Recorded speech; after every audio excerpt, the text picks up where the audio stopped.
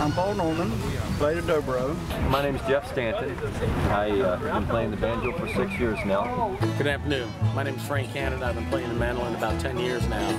Hi, my name is Richard Hardy. I'm from Clearmont, Florida. I've been playing bluegrass music in some form since I was a teenager. Hi, I'm Chris Johnson. I play bluegrass around Central Florida. Hello, my name is Earl Strickland. I've been picking bluegrass about quite a few years, you know. My name is Stan Roden. I live in Melbourne, Florida. I've been coming up here for about 15 years. Hello, I'm Kenneth Eastridge. I'm 87 years old. I started playing and singing when the Blackwell Brothers came to our church in Titusville, Nebraska in 1936. And I told my mother when the Blackwell Brothers could sing like that, that's what I wanted to be. Hi, my name is Frank Hager, and I play bluegrass at Fox Lake every Saturday between 2 and 5. This all started by John Wood many years ago. My name is John Wood, and I'm from West Tennessee, up around Shiloh Park.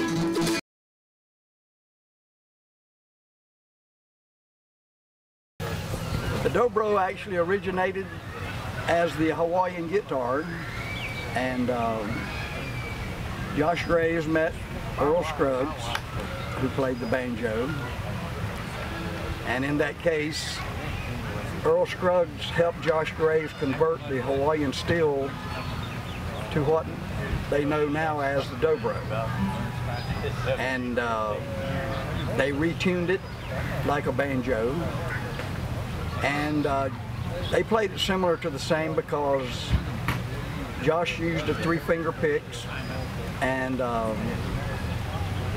Okay, Max. then and with a slide, and he still laid it down just like a Hawaiian guitar. But the style of music changed from Hawaiian into bluegrass, which is played at a much faster pace. And this is the dobro, and like I said, you play it with it laying down like this, with a slide and the 3-finger picks. The 3-finger picks came about from the banjo because the banjo is played with, in bluegrass style, is played with 3-finger picks. And the difference is it tunes the same as a banjo, which is an open G, but it also you're using a slide, where with a banjo you actually make the keys and the notes yourself with your fingers. But it's a pretty instrument. I used to play the banjo, but this to me is a much sweeter sounding instrument as far as mellowness and softness goes, and I enjoy that, and this one's been good to me. And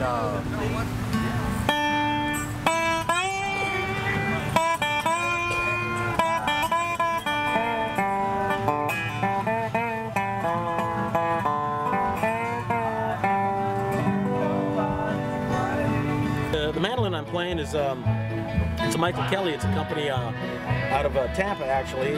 This is actually a prototype that they made. It's called the Firefly. Actually got it at a pretty good price. Initially, mandolins weren't really considered a bluegrass instrument. They were more of a classical instrument in orchestras and for classical music. But I guess Bill Monroe changed all that. And now you won't find a bluegrass group worth their weight in salt unless they have a mandolin. And like I always say, it's the only instrument that actually puts the word man in the instrument, mandolin. It's tuned just like a fiddle is. They're G, D, A, and E strings, except there's 8 of them.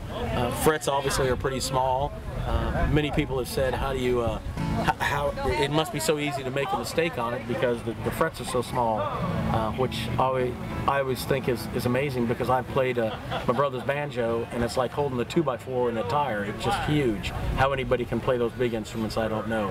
This is the only thing I've ever played, so I don't know anything about any other instrument but the mandolin. The bass is a integral part of the bluegrass band and helps to set the rhythm and keep everybody in time.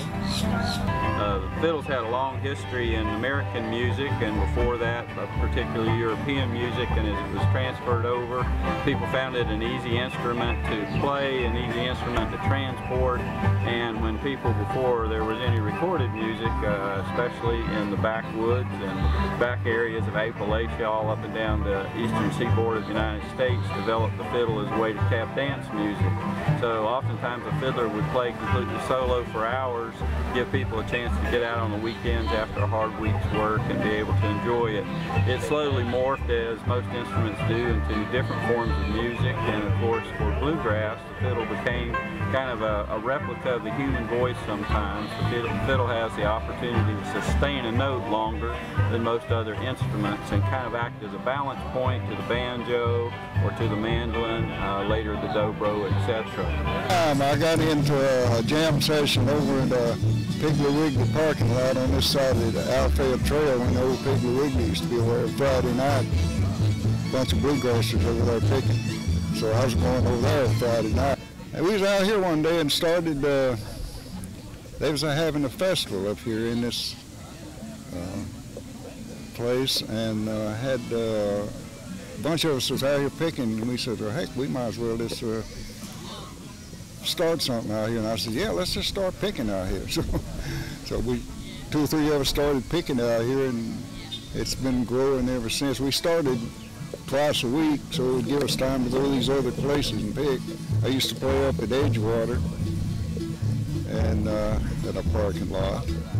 And then somebody said something on Saturday about, said, I wish I know what Saturday you're playing every other Saturday. Said, I don't know which Saturday to come. And somebody else said, well, heck, said, why don't we just play every Saturday? I said, I don't care. Let's play every Saturday then. So we all started playing every Saturday, and it's been going ever since. It's been 15, 20 years.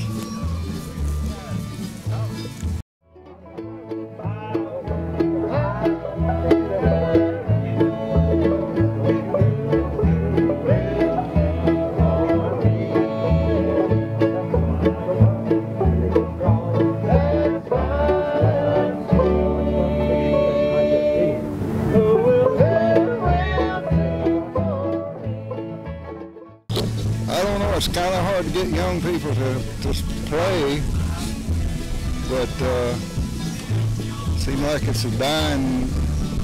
You can look here, you don't see too many young people out here. They still sticking with their country and rock and roll, which is all the same. And old-time country I like, but I don't know. I just what I grew up with is, and I decided that's the only kind of music it was. Good old rain, so morning, upon mama nothing and love cold. I wonder where